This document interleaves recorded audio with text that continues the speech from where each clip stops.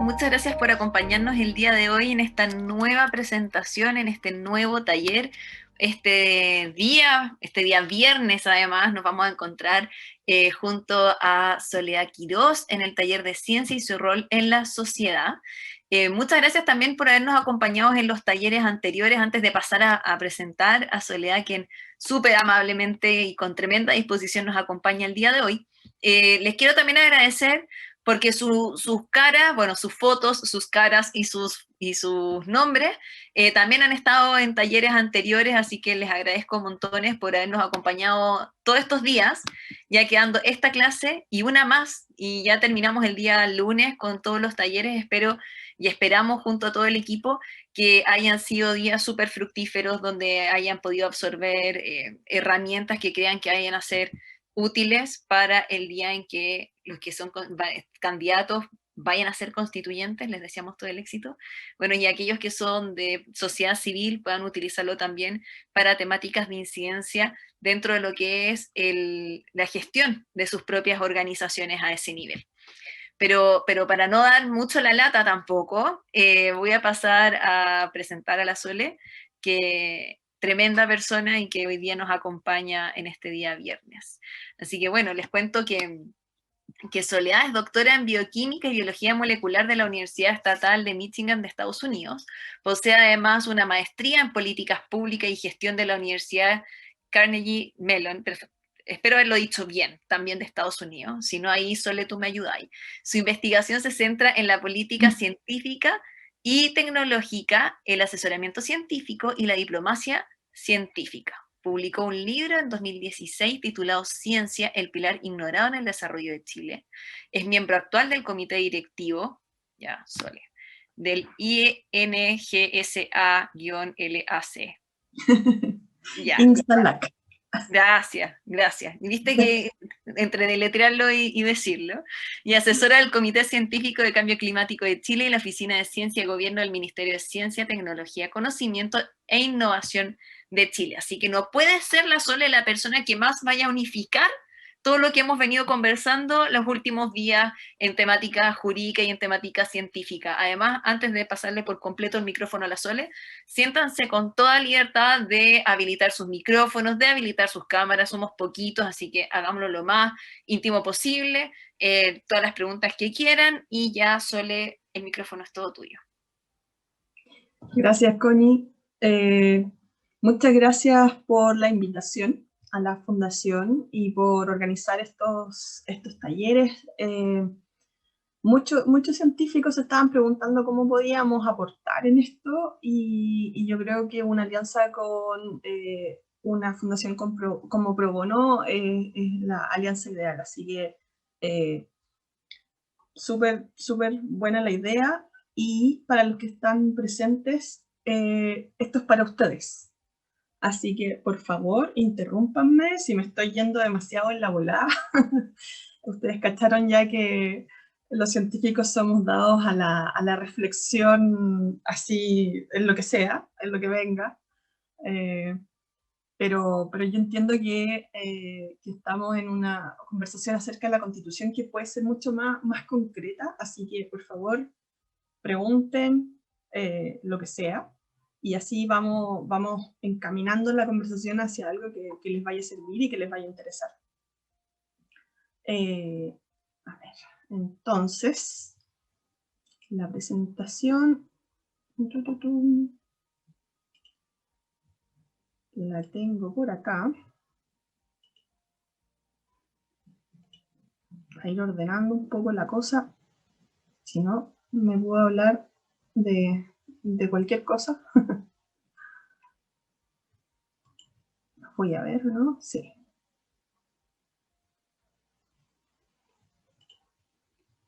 Ya. Y ahí de entradita nomás está mi correo, así que cualquier cosa en que los pueda ayudar, me cuentan.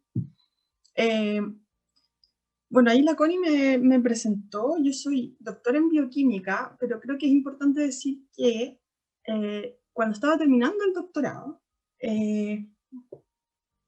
por una cosa extraña, empezando uno a pensar en cómo podía aportar un poco. Uno cuando estudia bioquímica está preocupado de problemas súper chiquititos. Así, yo estoy siguiendo electrones y protones adentro de moléculas de bacterias que nadie conoce. Entonces uno de repente se pregunta, bueno, ¿y esto para qué sirve? ¿A quién le importa? ¿Por qué estoy haciendo todo esto? Y de repente, por casualidad, me topé con el concepto de sustentabilidad y cómo podíamos aportar un poco más. ¿No se escucha? Yo te escucho bien. Sí, se escucha súper. No sé si voy a ver al tiro si es que alguien tiene problemas con el audio. Ya. Denme un segundo. María José, dame un segundito, Sole, para no interrumpirte después. Sí, no, tiene conectado el micrófono, no sé por qué podría ser. Yo lo converso con ella por interno, no te preocupes. Ok. Bueno, entonces, con todas estas cuestiones, pensando qué voy a hacer, para qué sirve todo esto, me encontré con que la ciencia también podía aportar a las políticas públicas. Y que las políticas públicas son la forma en que se construye la sociedad. Entonces, en vez de irme a hacer un postdoc y seguir con la bioquímica, me fui a hacer un magíster en políticas públicas y administración, y luego de eso me vine a Chile y empecé a estudiar un poco por mi cuenta qué es lo que estaba pasando en Chile y cómo la ciencia se está mezclando con la sociedad. Entonces, de a poco me fui dando cuenta que había muchas formas en que la ciencia podía participar en la sociedad. La típica y la clásica es que, bueno, íbamos a estar entregando nuevas tecnologías, ¿cierto? Vamos a entregar vacunas, vamos a entregar, no sé, autos, electricidad, un montón de cosas. Pero también empezó la conversación de que teníamos que, como científicos, conectarnos mucho más y contar lo que estábamos haciendo en los laboratorios. Cosa que para uno como científico no es obvio porque uno está o encerrado en el laboratorio o conversando con sus amigos que están en sus propios laboratorios. Entonces uno se junta a almorzar y habla de las cosas que está trabajando y uno sabe lo que están haciendo los amigos, después se juntan los congresos y comparte con gente que no ve tan seguido, pero entre científicos en el fondo tenemos nuestra burbuja y todos sabemos más o menos lo que estamos haciendo porque no somos muchos en Chile. Pero no les contamos al resto, que no son científicos, qué es lo que estamos haciendo. Entonces, esa era una parte que habíamos dejado de lado y que en los últimos años se ha explorado mucho más. Y ahora los proyectos están exigiendo que salgamos afuera y contemos lo que estamos haciendo. Después también me encontré con mucha gente que era activista, que como científicos tenemos problemas, tenemos necesidades, creemos que podemos, que las condiciones de nuestro trabajo podrían ser mejores y tenemos que levantar esas banderas, tenemos que decir, bueno, oye, ¿por qué a nosotros nos pagan solo por honorario? Si llevo 10 años trabajando. Y hay un montón de condiciones tanto del ambiente de trabajo como de la forma en que se reparte el dinero y cómo se escogen ciertas cosas, en el que como científicos, si quieren una cuestión gremial, teníamos que conversar. Pero también, por ejemplo, participar de discusiones como la conservación, la contaminación, y ya apoyando iniciativas de fundaciones, científicos han creado fundaciones para defender ciertas visiones, para participar mucho más activamente de lo que se está haciendo en la sociedad.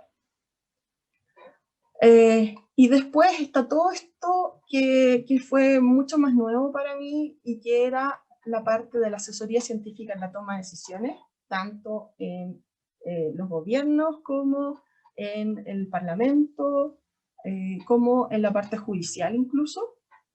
La cultura científica, que es básicamente cuánto la sociedad entiende y domina conceptos científicos.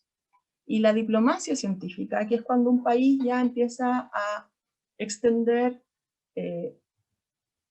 investigaciones, extender trabajos, extender preocupaciones a nivel científico, pero a nivel más internacional. Todas esas cosas, cada vez que la sociedad interactúa con la ciencia y viceversa, hay una coproducción. ¿Qué quiere decir eso? Que si la sociedad cambia y cree que, por ejemplo, las mujeres son importantes, entonces la ciencia reacciona a eso. Y entonces empieza a darle más espacio a las mujeres, empieza a pensar, bueno, parece que no tenemos suficientes mujeres en ciencia, deberíamos tener más. Y por otro lado, cuando la ciencia entrega cosas, produce cambios también en la sociedad. Entonces, los celulares, por ejemplo, nos han cambiado la vida, los computadores nos han cambiado la vida, las vacunas nos han cambiado la vida, cambian nuestra cultura y nuestra sociedad. Entonces, esta es una coproducción. Y por eso es súper importante entender en cualquier sociedad qué es la ciencia y cómo nos está afectando.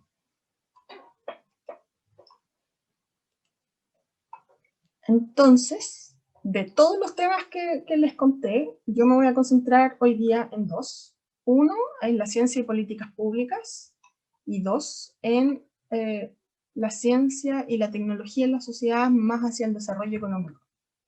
El que más me interesa es el primero, porque está más relacionado con la Constitución. Pero el segundo, yo creo que puede ser un poco más concreto y puede ser de bastante interés para ustedes también. Así que vamos con lo primero, ¿qué son las políticas públicas? Y aquí es súper difícil cuando uno tiene una audiencia súper amplia. Puede ser que algunos de ustedes ya manejen estos conceptos y lo lamento si estoy siendo muy básica de repente en algunas cosas, pero la idea es que tengamos un lenguaje común. Y para mí como bioquímica, la mejor definición de políticas públicas es súper simple y es todo lo que las autoridades públicas deciden hacer o no hacer. Eso para mí fue como súper loco pensar que tanto las decisiones como las no decisiones, o las decisiones de no hacer nada, dan señales de las prioridades que tiene un gobierno, dan señales de las prioridades que tiene un país. Imagínense con Trump, cuando decidió retirarse de la OMS, retirarse del Acuerdo de París. En el fondo decidió no hacer nada por el cambio global, por el cambio climático, y no colaborar en un esfuerzo mundial por superar la pandemia. Entonces, ahí tienen un ejemplo de que el no hacer nada también, en el fondo, es una señal muy fuerte de lo que puede ser una política pública. Pero más importante que eso son las acciones. ¿Qué es lo que sí hacen? ¿Qué es lo que sí encargan? ¿Qué es lo que sí les interesa hacer y en qué áreas están más preocupados? En el fondo, con las políticas públicas, un gobierno define cuáles son sus prioridades, sus preocupaciones. Y bueno, si se fijan, probablemente ustedes ya lo han visto, esto que la Constitución es lo más alto en las leyes, en las regulaciones que tenemos como país. Y por lo tanto, todo lo que viene tiene que estar de acuerdo a la Constitución. Las leyes van a estar en un nivel un poco más bajo, y luego los reglamentos. ¿Dónde están las políticas públicas? En todos lados. ¿Ya? Las políticas públicas pueden venir de una ley, pueden estar asociadas a una ley, pueden estar asociadas a un reglamento, pueden estar asociadas a ninguno de ellos, sino que a acciones, a programas, a iniciativas de alguna agencia de gobierno, ¿ya? Entonces, es como de todo un poco. Ahí.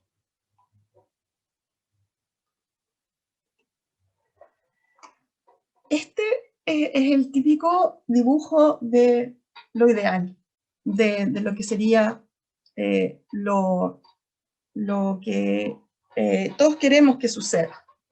Y es que las políticas públicas se hagan primero identificando un problema.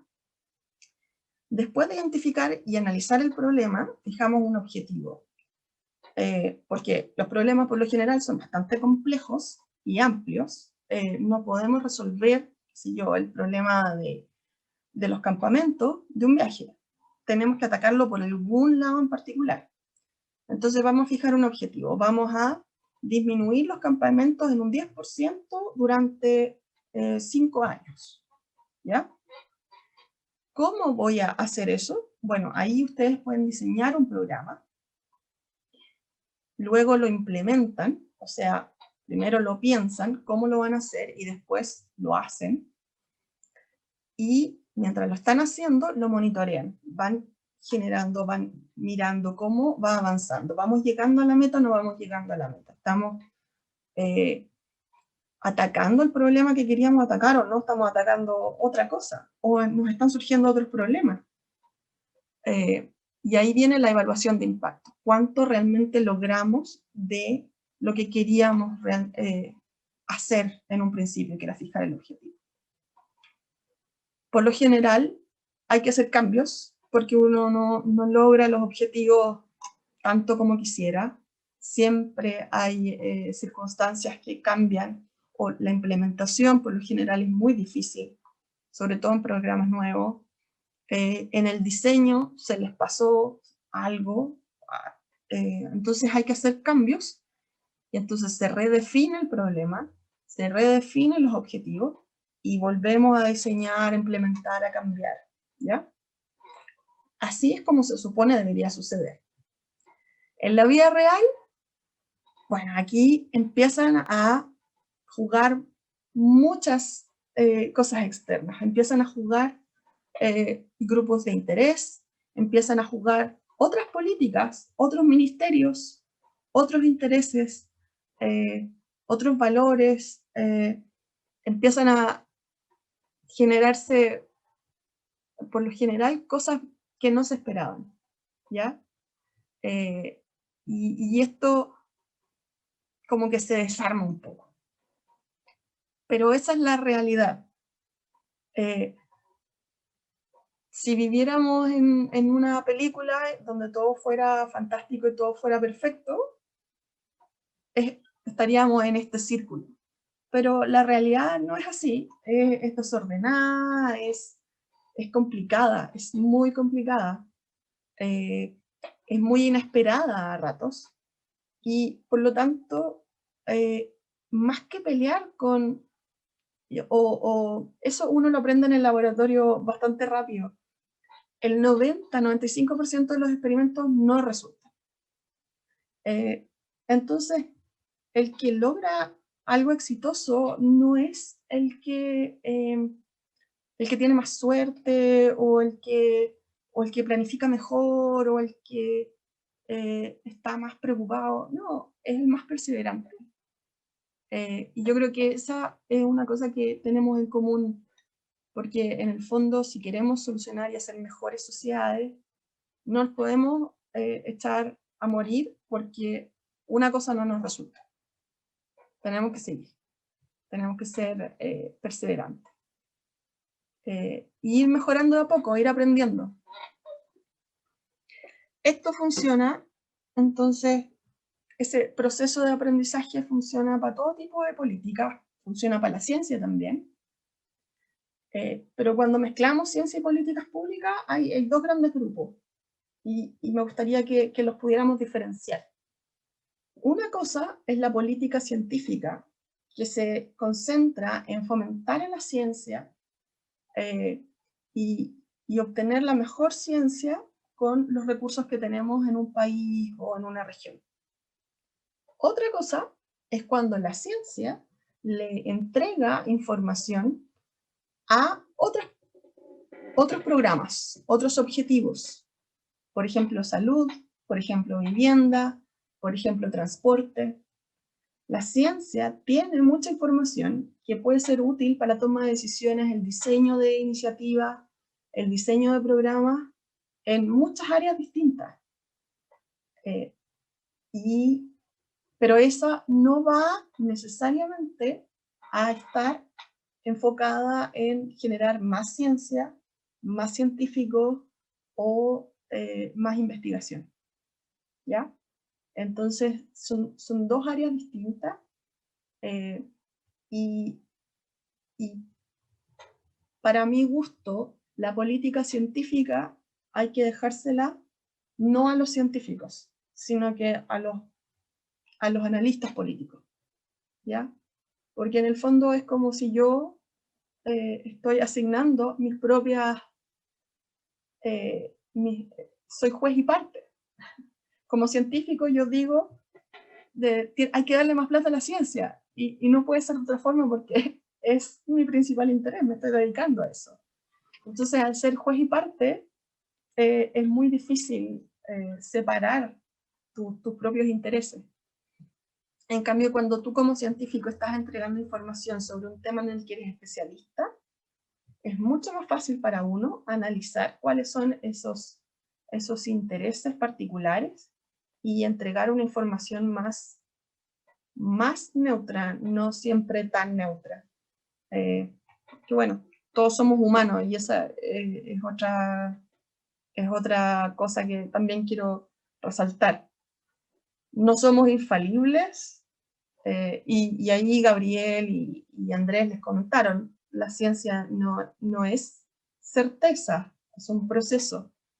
Vamos trabajando en entender mejor la realidad, pero las cosas pueden cambiar y eso significa que la información que yo les di hace una semana atrás ya no es válida esta semana. Y eso es parte de cómo funciona la ciencia. No es que yo les esté mintiendo o que me haya equivocado, no sé. Es parte de cómo funciona. Y ese tipo de cosas precisamente son lo que hace importante y a la vez difícil la asesoría científica a quienes toman decisiones.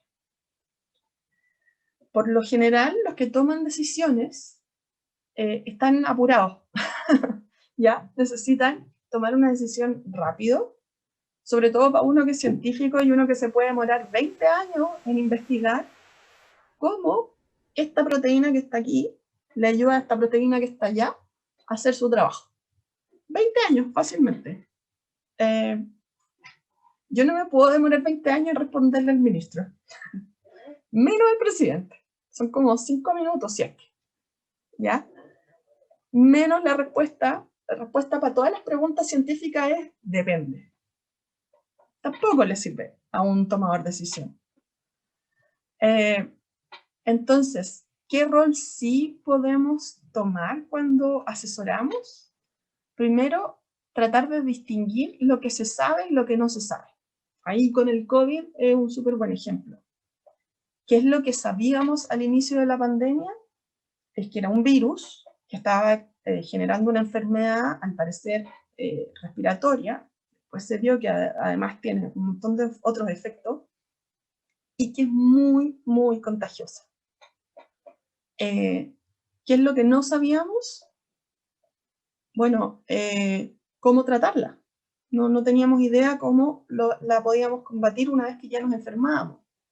No sabíamos, al principio pensábamos que al tocar las cosas nos podíamos contagiar. Después se entendió que no era tan así. Distinguir esa información es algo que ayuda a tomar decisiones. También podemos ayudar a entregar consecuencias de una decisión. ¿Qué pasa si no combatimos y no tomamos medidas para combatir el cambio global? Bueno, vamos a tener más temperaturas más altas, vamos a tener más desastres naturales, vamos a tener una serie de consecuencias si escogemos no combatir el cambio climático. Ese tipo de cosas podemos entrenarlas a los científicos. Y podemos advertir que hay aspectos que no se han considerado. Por ejemplo, la otra vez estuve en una discusión de la ley de aguas, y estaban todos muy como convencidos de que si la gente tenía acceso a hacer un hoyo en la tierra, iba a tener agua. Entonces, que en realidad no había problema que hubiese escasez de agua si estaba la opción de hacer un hoyo para hacer un pozo. Bueno, no es tan así, porque esa agua viene de una fuente y tiene un recorrido. Entonces, si yo voy tomando agua en las partes altas, estoy dejando sin agua en las partes bajas. Y en algún minuto, las partes bajas, no importa dónde hagan un hoyo, no van a tener agua. ¿Ok? Entonces, son cosas que a veces quedan un poco fuera de la visión de las personas y que pueden pasar cuando tú tienes un grupo poco diverso también, ¿ya?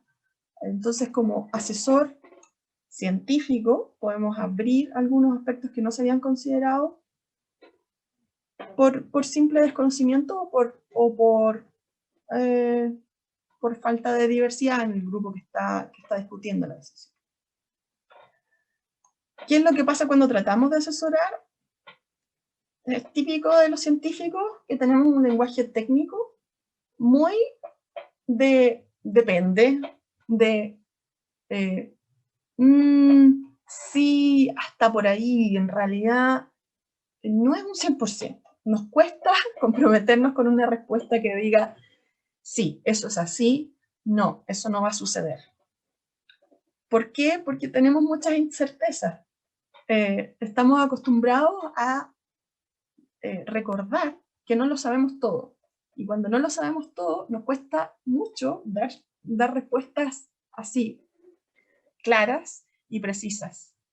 Y es algo que tenemos que practicar. A mí misma me costó el lunes, me acuerdo con la conversación con el Gao, dije que bueno, que podíamos confirmar como científicos que el cambio climático existía, y creo que dije algo como hasta donde sabemos. Bueno, esas frases las matan la conversación con los tomadores de decisión. Además, como les comentaba, es este constante cambio, que como estamos siempre aprendiendo cosas nuevas, lo que les dije ayer a lo mejor hoy día no vale, y eso para alguien que tomó una decisión es terrible, porque puede ser que ya el plan que había formulado no sirva. Entonces, tampoco es no es como que estén felices de escucharme cuando yo les digo una cosa así. Y por último, la falta de consenso, que tienen que haberle visto ustedes en alguna parte, que hay, no sé, 90 científicos que firman una carta en contra de lo que dice la OMS. Chuta, y para alguien que que no sabe bien cómo cuidarse o cómo, bueno, con el mismo tratamiento del COVID. Hay médicos en países que dicen, no, usen esta medicina, esto nos va a hacer súper bien. Después la OMS dice, no, eso no sirve para nada. Pero no, si yo lo probé con mis pacientes y sirve. Entonces, ¿qué hace una persona que no sabe de medicina, que no sabe de farmacología? Queda peor. ¿Qué es lo que tenemos que hacer nosotros como científicos? Tratar de formar un consenso y tener estas discusiones técnicas un poco fuera del ámbito público, ponernos de acuerdo en nuestras reuniones y tener un frente unido cuando salimos al público. Porque si no, el público por lo general se confunde y no sabe en quién confiar. Y eso es tremendamente dañino, no solo para las personas que toman decisiones, sino que también para la ciencia. porque no les cuesta mucho más confiar en nosotros. Ok, entonces con todo lo que he hablado, quiero que ustedes me cuenten. Quiero que ustedes me digan, o sea, ya, ¿creen ustedes que los científicos de verdad podemos hacer un aporte para la Convención Constituyente? ¿Hay algo en que creen que los podamos ayudar? ¿O en realidad estamos en un área que no es nuestra?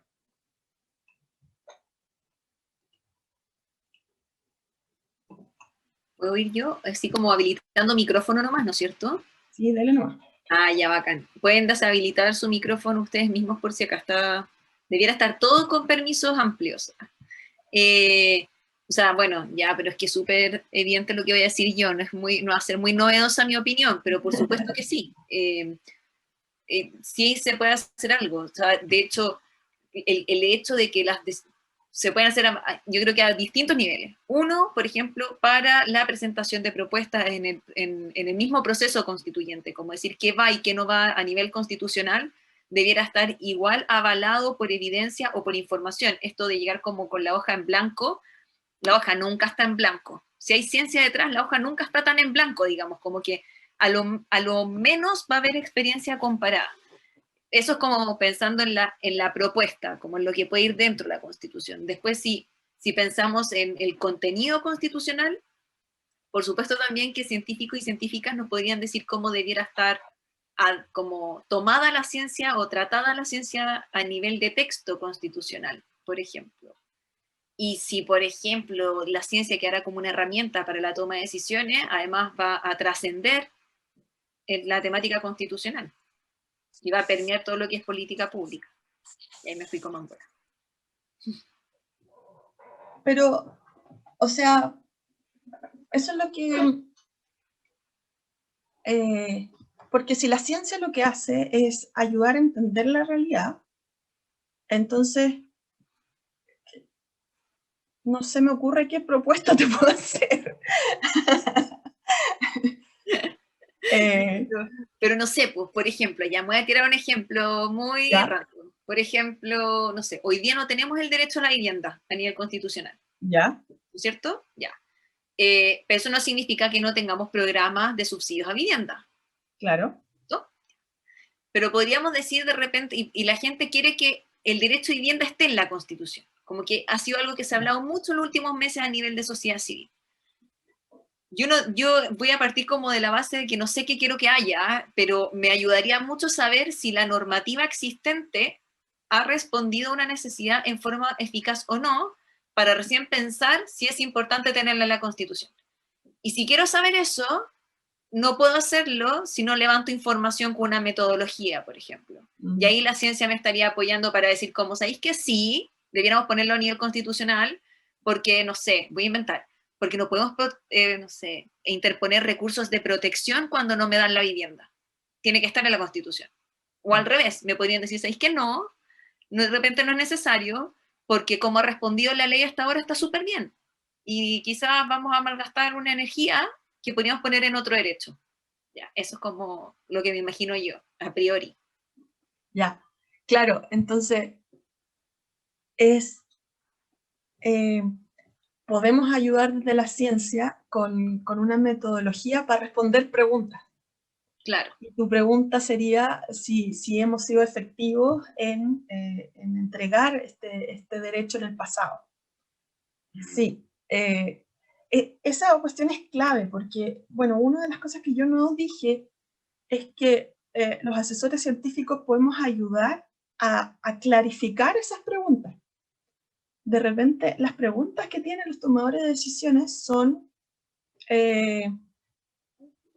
¿cómo paro la pandemia?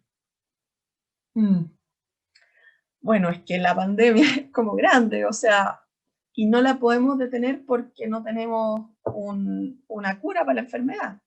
Entonces, en esa conversación, en esa interacción de un científico con un tomador de decisión, tú puedes ir clarificando y acotando la pregunta para que les podamos entregar información.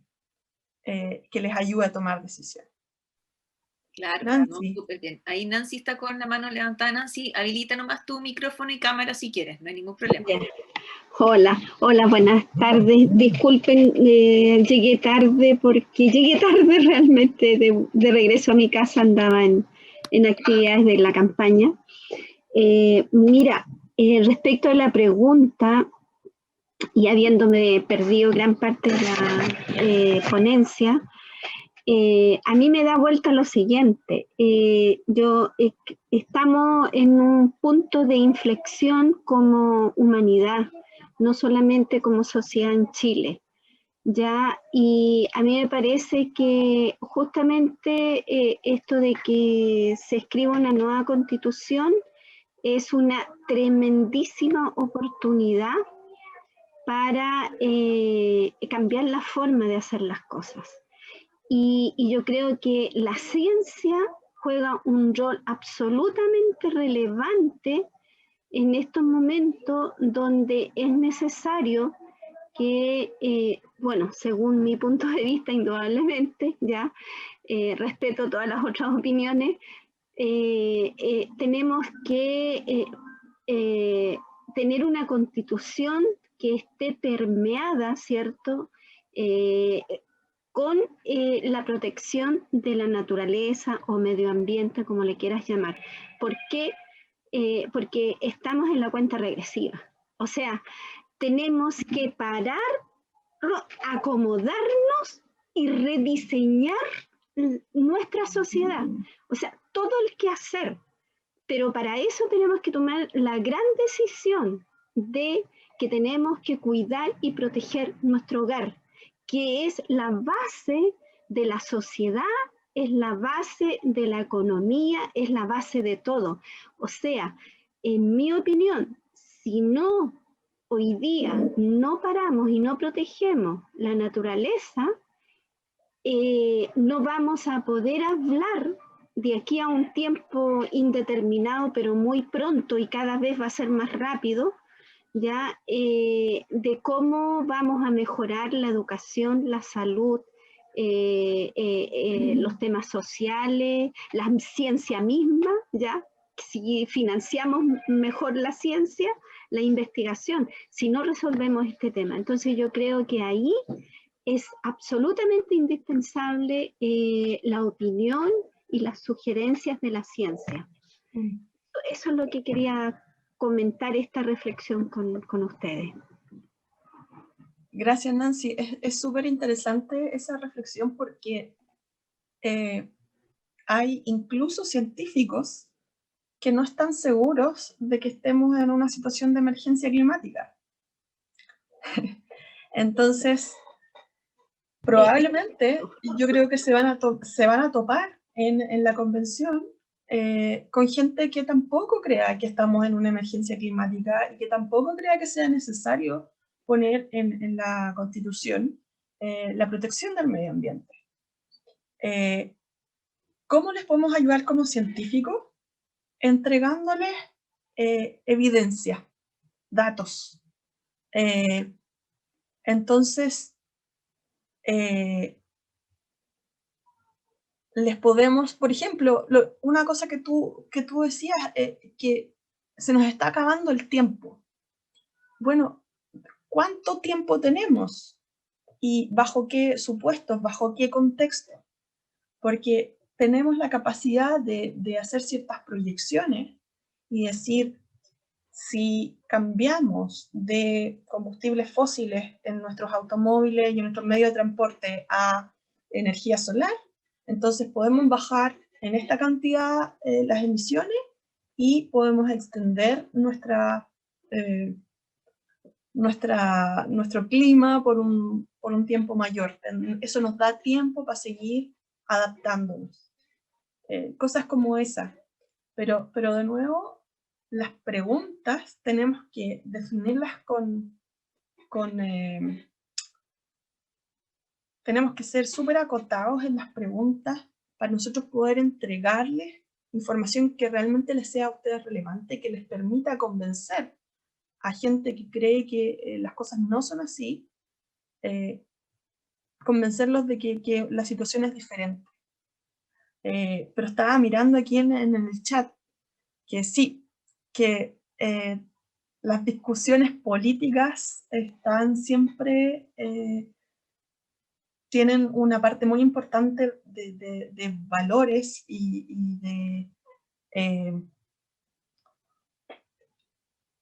de prioridades que no van a estar siempre con la ciencia.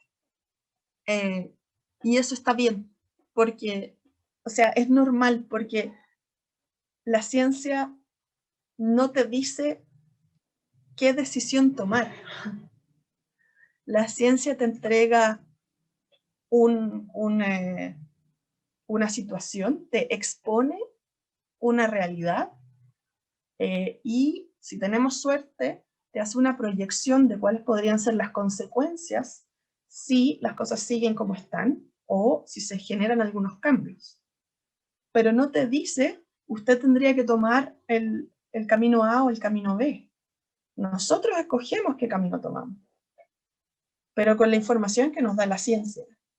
Y esa conversación, el ponernos de acuerdo en qué sociedad queremos, qué camino vamos a tomar, esa es una discusión política. Y ahí la ciencia solo puede aportar, como les digo, datos, pero la decisión final es política. Lorena, ¿puedes habilitar el micrófono? Ya, sí. Quería hacer un comentario, bueno, puse algo en el chat, pero también creo que la gracia de la ciencia, aparte de aportarnos desde el contenido, desde sustentar ciertas posturas o ciertos planteamientos, también tiene el elemento del tipo de habilidades que tiene un científico y que desarrolla un científico que se pueden poner a disposición de la política también, desde en este caso de la construcción de la Constitución. Porque esos procesos, esa creatividad, esa estructuración que tiene un científico y que se genera a través del hacer ciencia, es súper valioso también y es parte de lo que los que somos profesores como yo formamos fuertemente en nuestros estudiantes y que son parte de las herramientas que todo ser ciudadano tiene que tener en el futuro. Entonces, estoy como agregando el elemento de la ciencia no solo desde el contenido, sino que desde esas habilidades que se desarrollan. Y aprovecho de también pedir disculpas, yo avisé que iba a llegar tarde, pero me perdí buena parte de lo que expusiste, Soledad, pero aquí estamos. No se preocupen, viernes. Va a quedar grabado. Sí. O sea, aprovechen de hacer las preguntas ahora, porque así refrescamos lo de la presentación y además va a quedar grabado para que después lo puedan revisar con más calma. Ahí veo cámaras como activadas, pero no sé si quieren hablar. Sí, yo tengo una pregunta, un comentario. Bueno, con la Sole hemos hablado un par de veces sobre estos temas. Yo creo que lo primero que puede hacer un científico o un investigador, investigadora en general, no solo científico, de partida es votar. De partida recordarnos que hay que votar y que participar del proceso y como tener candidatos y candidatas, ¿ya? Independiente, de izquierda, derecha, independiente. ¿Ya? Creo que lo primero que debería ocurrir es que, teniendo en cuenta que son profesores y docentes, puntos de referencia de un montón de gente, creo que tienen un poder mediático que no explotan tanto como uno quisiera. Y creo que se marginan de la cuestión porque se les complica la toma de decisiones, les complica la política. Creo que hay un aprendizaje de parte del sector de la investigación que tiene que hacerse responsable de su ciudadanía, porque efectivamente no es solamente una responsabilidad del tecnopolítico tomar las decisiones, sino de todos los ciudadanos. Eso por un lado. Y creo que, bueno, por lo menos en el partido en que yo estoy y en la instancia en que a mí me toca como tener súper claro todo, se supone. Y el estrés con el que yo vivo es como entender cómo funcionan los protocolos de COVID, cómo funciona la ley de protección de datos, la ciberseguridad, los problemas urbanos, como yo no tiene que ser como un experto en todo. Entonces creo que otra de las cosas a las que deberíamos apuntar sería como hacia un horizonte transdisciplinario. porque, y esto también me pasó en algún minuto, cuando estábamos en las mesas del Ministerio de Ciencia, la mesa de inmunología, adivina qué tenía, pues, puros inmunólogos. Y quizás la discusión era tener algún antropólogo experto en economía doméstica y tener algún tipo de, alguna arquitecta urbanista que nos permitiera como ver otras cosas del mismo problema sobre el desafío inmunológico que implicaba la pandemia. Y eso lo vi en todas las mesas, y al final por algo la mitad de las mesas del Ministerio de Ciencia también se rompieron. Y por algo tampoco el Ministerio, o sea, no le reportó al Ministerio de Salud todo lo que debería haberle reportado. Entonces, creo que hay un problema cultural por un lado, y por otro lado, creo que hay un problema como estructural, es decir, ¿dónde quieren jugar? A mí no me queda claro dónde la ciencia quiere jugar su papel. Si quiere ser el delantero, si quiere ser el director técnico, si quiere ser defensa. Y eso como que me gustaría saber si es que tienes alguna clave para hacerme una idea de lo que viene. Eso es así. El Ministerio de Ciencia se está instalando recién, tiene un año. Y la mayoría de las expectativas para el Ministerio de Ciencia yo creo que son gremiales. Son muy de científicos que quieren que se defienda y se amplíe el rol de los científicos como científicos, como gremio. Y se nos olvida que un ministerio no es para los científicos, es para el país.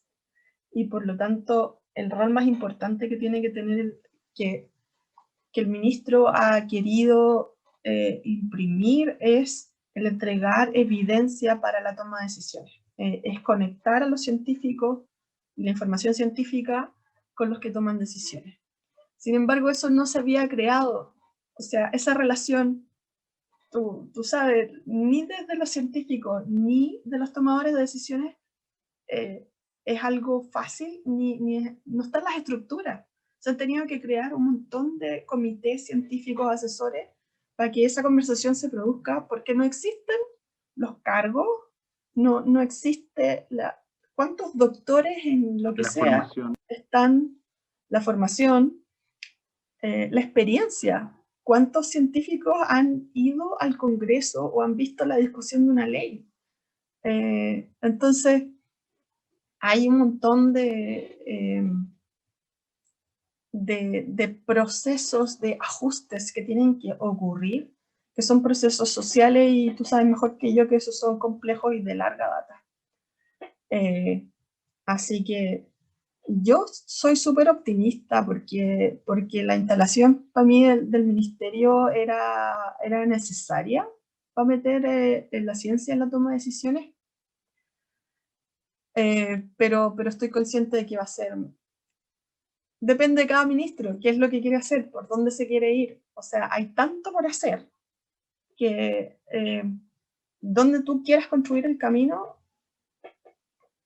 si yo fuera ministra, bueno, entonces tengo un camino que construir, pero ahí depende mucho de quién está a cargo. De nuevo, o sea, son decisiones políticas y depende de a quién escojamos para que guíe el país, es para dónde se van a guiar las políticas públicas. ¿Alguien más quiere comentar? Pablo. Sí, hola, buenas tardes. Primero saludar a la Lore, mucho gusto verte, querida. La verdad que acá yo estoy de intruso nomás, yo soy del mundo de la cultura, yo soy músico, pero yo soy un convencido que la ciencia y la cultura tienen un rol preponderante en lo que se quiere construir de aquí a futuro. Y en ese sentido, yo estoy totalmente de acuerdo con lo que dice Nancy, de que se requiere una mirada. A ver, primero, el discurso que yo tengo, porque mucha gente me dice, o sea, no mucha gente, pero hay gente que dice, ¿y tú qué vas a hacer en una elaboración de una constitución si eres músico? ¿Cachai? Entonces yo digo, bueno, precisamente es una instancia que tenemos primera vez en la historia, ¿no? De que podamos estar representados todos los sectores, ¿no?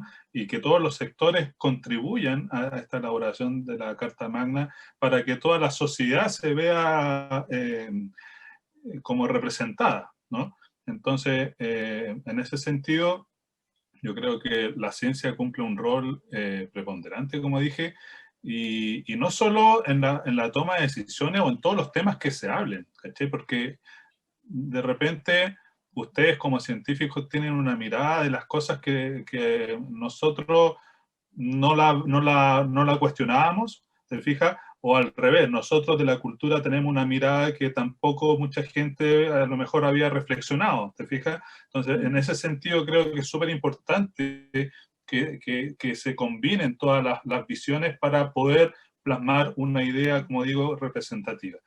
Entonces, yo creo que además como país estamos muy al debe en el sentido de que no aprendimos la lección del salitre, ¿no?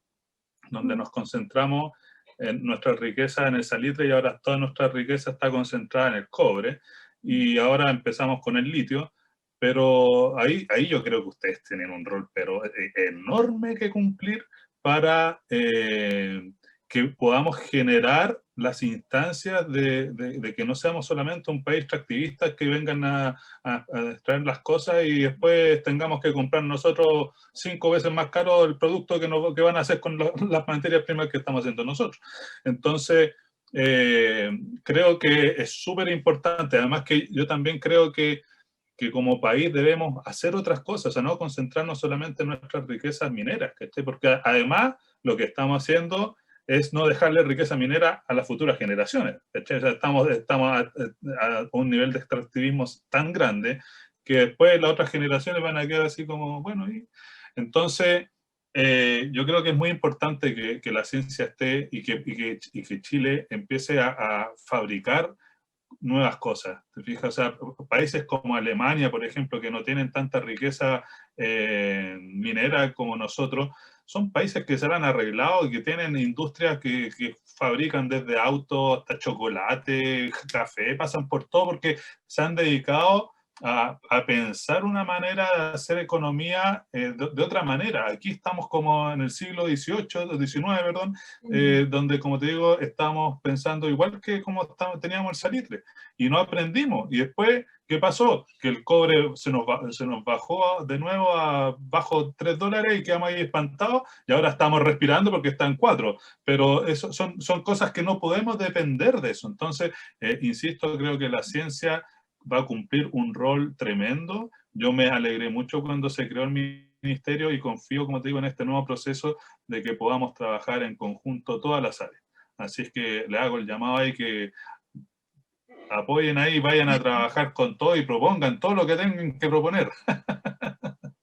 Gracias, Pablo.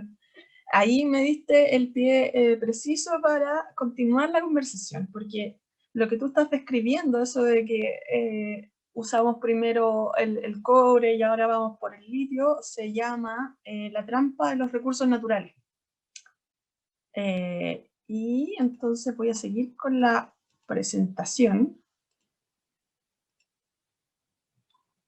¿Viste? Sí, por eso lo hice, para que puedas seguir hablando. Está todo fríamente calculado. Sí. Después te mando la cerveza, Pablo. Hay algo que sí, la ciencia, creo yo, puede hacer y que es colaborar en el desarrollo económico de un país. Y eso, a ver, primero, como les contaba, quiero definir algunos conceptos como para que estemos en la misma página. Se habla mucho de I más D más I. ¿Qué diablos son estas cosas? Porque son cosas iguales, son distintas, ¿son qué? La investigación, que es la I mayúscula, y ahí me sale lo profe, porque es mayúscula y no minúscula, la minúscula es de innovación, la investigación es mayúscula. Cuando nosotros investigamos, y sí, Juan José, cuando yo hablo de científicos también estoy hablando de investigadores. Científicos por lo general se asocia a gente que está en las ciencias sociales, naturales, o sea, perdón, ciencias naturales y exactas, investigador a los que están en las ciencias sociales, pero quiero hablar de todos. Cuando investigamos, en el fondo lo que estamos haciendo es tratando de llenar un vacío de conocimiento. Hay algo que no se sabe, que no entendemos, que necesitamos, que queremos por curiosidad o por necesidad, que queremos entender, que queremos saber cómo funciona. Y a través de un proceso sistemático, ¿ya? También, de nuevo, o sea, sí, el proceso de hipótesis, experimento, resultado, de nuevo, es ese círculo que nos enseñaron en el colegio, que es perfecto, y que en realidad no es tan perfecto cuando uno lo hace en el laboratorio. A veces uno parte con el experimento y termina con la hipótesis, pero es un proceso sistemático, o sea, vamos agregando información, tenemos una predicción, y esa predicción la probamos en el laboratorio o la probamos en el experimento, y a través de eso vamos derivando nuevo conocimiento. Eso es lo que estamos buscando con la investigación. Y este conocimiento es así, difuso, es etéreo, nos pertenece a todos y a ninguno, ¿ya? Cuando logramos convertir ese conocimiento en algo, en una tecnología, entonces el proceso para convertir ese conocimiento en una tecnología, en algo que nos sea útil, algo que podamos utilizar, eso se llama desarrollo. Y lo que estamos buscando es implementar, si quieren, concretizar ese conocimiento que tenemos en algo que podamos usar. Y muchas veces en ese proceso hay cosas que no, como en el fondo estamos pasando de la teoría de estas vacas redondas en el vacío, estamos pasando a las vacas reales, ahí es un proceso iterativo, o sea, de ensayo y error. La ciencia, la investigación, no se hace bajo el concepto de ensayo y error, se hace bajo un proceso mucho más sistemático. Sí, hay a veces ensayo y error, sí, pero además está este proceso de revisar qué es lo que ya se sabe, qué es lo que ya conocemos, y esa es la diferencia. Un proceso de ensayo y error es como a la tinca, a lo que salió, a lo que tengo a mano. En cambio, la investigación es mucho más intencionada, ¿ya? Uno busca una forma de hacer las cosas para probar algo en particular. ¿Y qué separa la investigación y el desarrollo de la innovación? Que la innovación lo que quiere es llevarlo a un mercado, hacerlo masivo, hacerlo útil, ya creando valor para la sociedad. Si quieren, ahí el desarrollo podría estar entre medio, pero en el fondo es el proceso intermedio entre la investigación y la innovación. El emprendimiento no lo pongo aquí porque en el fondo el emprendimiento es crear una empresa. Así de simple, ¿ya? Pero una innovación, la diferencia que tiene con la investigación es que tú lo llevas a la sociedad como producto que tú puedes utilizar.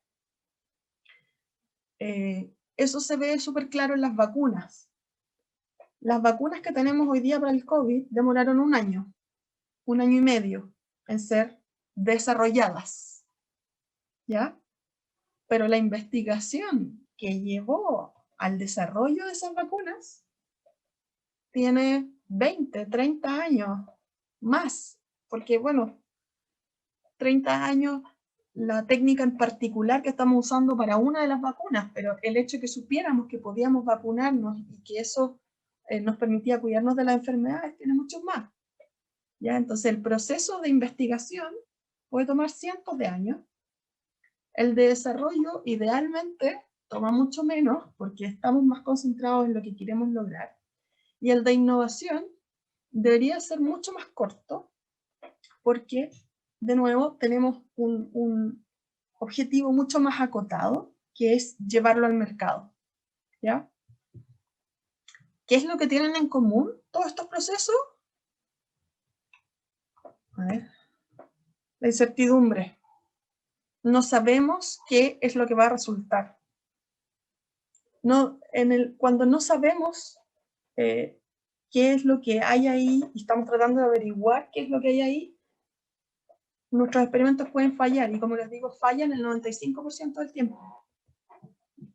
Por eso seguimos investigando, por eso nos demoramos cientos de años en entender los procesos, o décadas en entender los procesos. Con el desarrollo ya tenemos la película un poco más clara y nos demoramos a lo mejor una década, a lo mejor, depende cuánta plata y cuánto esfuerzo le pongamos. Pero todavía hay cosas que no sabemos. Ahí. Entonces, nos cuesta mucho escoger, no podemos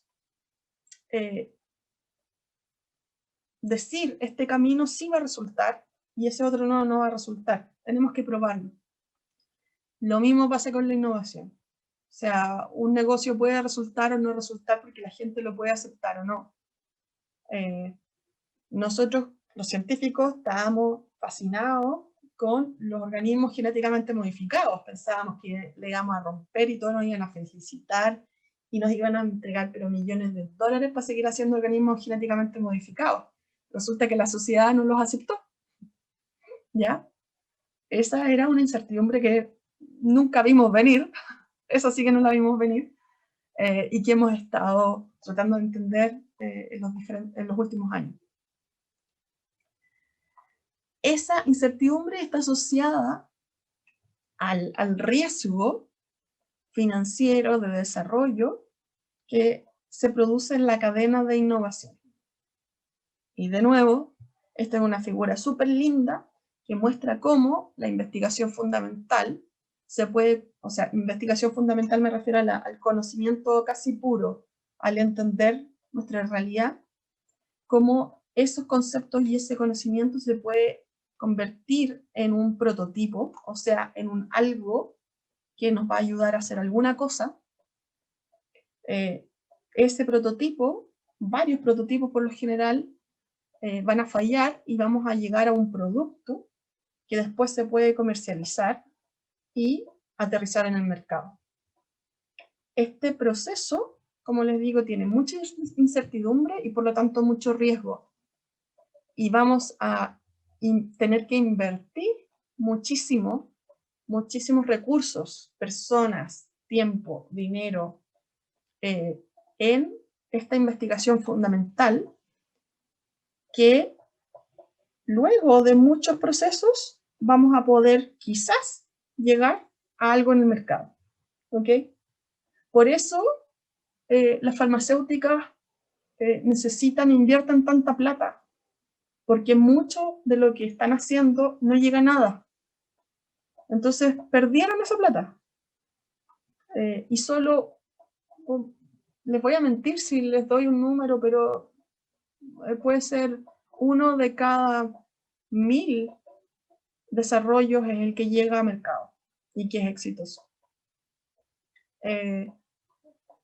La investigación no la hacemos por lo general con el objetivo de generar un producto, sino que de entender. Entonces es muy difícil cuantificar cuánta investigación se hace para llegar a un producto, por un lado. Y por otro, un conocimiento que generamos le puede servir a muchas cosas distintas. Por ejemplo, el hecho de que hayamos llegado a la Luna hizo que se generara material como el velcro, que ahora está en todos lados, pero que en realidad no sabíamos que podía ser aplicado en estos lugares.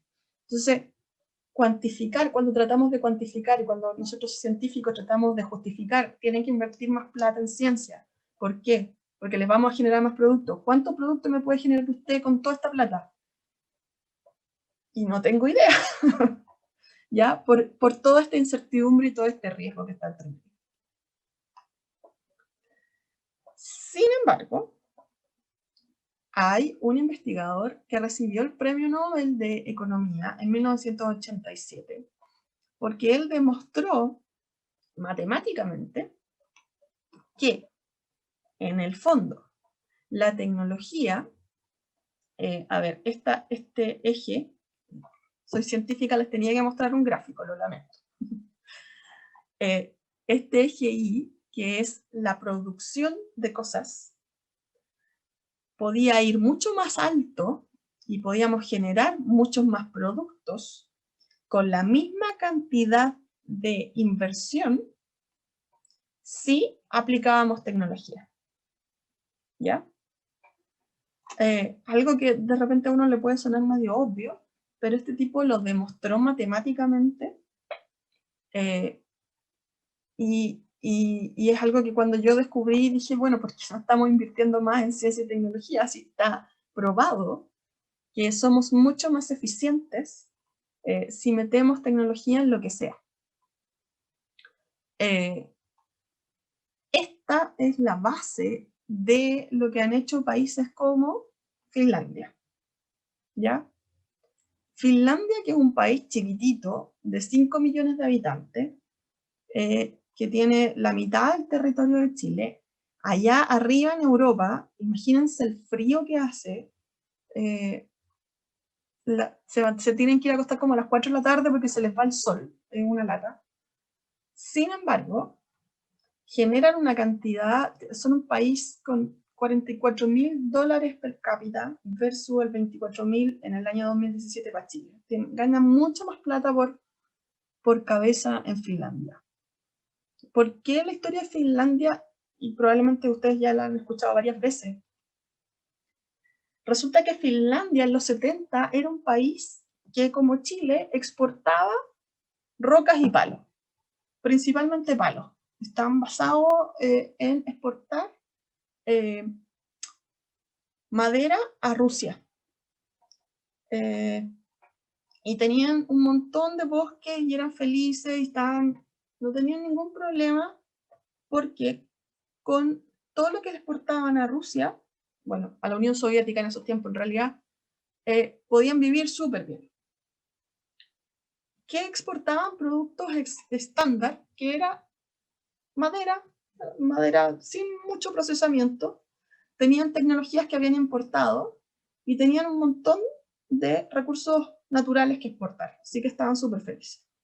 Sin embargo, con la caída de la Unión Soviética se les vino el mundo abajo, su principal comprador ya no les compraba, y tuvieron que adaptarse. El desempleo subió, tenían un 4% y subió a un 15%. ¿Y qué fue lo que hicieron? Invirtieron en nuevas tecnologías. Y esas tecnologías ya no eran las típicas tecnologías que compraban de cualquier lado, sino que como que les hacían un upgrade. Decían, ya, esto podría ser más eficiente si le agregamos esto, si le cambiamos esto otro. Y ya dejaron de vender o no vendieron tanto la madera sin procesar. Empezaron a vender muebles, empezaron a hacer cosas diferenciados de un producto estándar. Ya un poco lo que estabas diciendo, Pablo, ya no era el palo, sino que ahora era una cosa con diseño, con un valor agregado más alto. Pero este proceso requirió la capacidad y la voluntad de invertir bastante. Y como tenían un nivel de educación bastante alto, entonces también empezaron a generar productos nuevos como celulares. Productos nuevos que no estaban en ninguna otra parte del mundo. Era una generación de conocimiento propio que a su vez hizo que las tecnologías que antes eran importadas pero mejoradas, ahora fueran tecnologías completamente nuevas. Y por lo tanto, podían generar productos disruptivos que no habían existido antes en el mercado mundial. Eso hizo que pasaran de tener un 5% o menos de un 5% de su PIB por ventas de productos electrónicos, pasó a ser un 25% del PIB. Porque empezaron a nacer empresas como Nokia, que hasta el día de hoy vende celulares de los mejores. Ese es el proceso que a mí me encantaría ver que sucediera en Chile, y que lo logró Finlandia, pero bajo condiciones especiales de Finlandia, ¿ya? Sin embargo, lo interesante es que Finlandia es un país pequeño y periférico, igual que Chile. El finlandés no es un idioma que se habla en todos lados. De hecho, los mismos finlandeses a veces lo dejan de lado. Y su clima no es el más amigable, o sea que no estaban atrayendo muchos inmigrantes como es Estados Unidos, que atrae a los mejores mentes del mundo, como dicen ellos, para generar estas cosas. Lo hicieron con su gente bajo sus condiciones culturales. Pero sus condiciones culturales tenían, como les digo, una base muy importante e invirtieron mucho también en la parte de educación. Es súper relevante invertir en este proceso. No solo las empresas tienen que invertir en tecnologías y en nuevos productos, tienen que invertir mucho en educación. Y así fue como superaron la famosa trampa de los recursos naturales, que es esa que yo les indicaba al principio. Uno tiene tantos recursos naturales y estás viviendo bien, entonces, ¿para qué te vas a esforzar por invertir en cosas que no sabes si vas a necesitar? Además de la gran inversión, y que era una inversión contracíclica, o sea, la economía se estaba viniendo abajo y la inversión en ciencia y tecnología estaba repuntando. Ojo ahí. ¿Quiénes hacían esa inversión? La mayor parte de las empresas. En Chile, 2/3 de la inversión en ciencia y tecnología la hace el Estado. Las empresas invierten muy poco en ciencia y tecnología. Los finlandeses, las empresas invirtieron y todavía invierten 2/3 del total de la inversión en ciencia y tecnología. Y además, y esto les toca más a ustedes que son candidatos constitucionales, los consensos políticos y sociales. Es súper importante tener estos consensos porque en el fondo son políticas de largo plazo. Entonces no sacamos nada con que un sector crea que la ciencia es importante o que es bueno invertir en ciencia y tecnología, si el otro sector, cuando se haga del gobierno, va a echar todo por el piso. Son políticas de largo plazo, con énfasis en educación y con énfasis en exportación tecnológica. Eso es lo que yo les quería contar. Es una propuesta. Hay muchas otras propuestas de cómo la ciencia puede ayudar al desarrollo de un país. Mariana Mazzucato está también ahora muy de moda con las misiones, el desarrollo por misión, pero tienen también mucha base en lo que les acabo de contar, que gracias a la inversión y el desarrollo de nuevas tecnologías se pueden solucionar problemas reales de la gente y a la vez generar desarrollo en el país. Todo eso y más lo pueden encontrar en este libro que fue el que yo escribí. Eso fue pre-Ministerio de Ciencia, así que ahí todavía está en veremos el Ministerio de Ciencia. Pero más importante es que si les puedo ayudar en algo, quedo a su disposición. Ese es mi correo y ese es mi contacto, mi Twitter, por también si me quieren contar algo. Dejo de compartir y... Muchas gracias, Sole.